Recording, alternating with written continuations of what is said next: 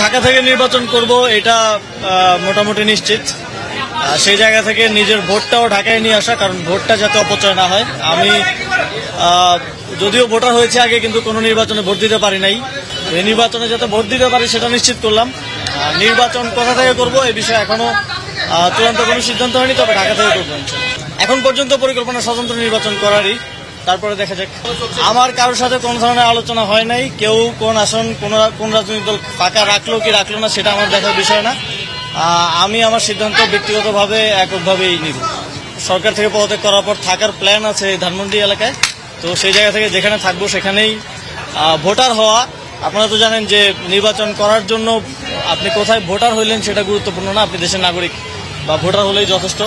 তো সেই জায়গা থেকে ঢাকায় ভোটার হওয়া, যাতে করে নির্বাচনের সময় আমার ভোটটা অপচয় না হয়, এটা নিশ্চিতভাবেই এখন বলছি যে আমি নির্বাচন করব। কবে নাগাদ পদত্যাগ করবো এটা আপনারা জানেন যে সরকারের উচ্চ পর্যায়ের সাথে সিদ্ধান্তের উপরে অনেক কিছু ডিপেন্ড করছে। আলোচনা করে সেই বিষয়ে দ্রুতই আপনাদেরকে জানাবো। জুলাই সনদ নিয়ে অনেক কথা হচ্ছে, এটা কোন প্রক্রিয়ায় বাস্তবায়ন হবে?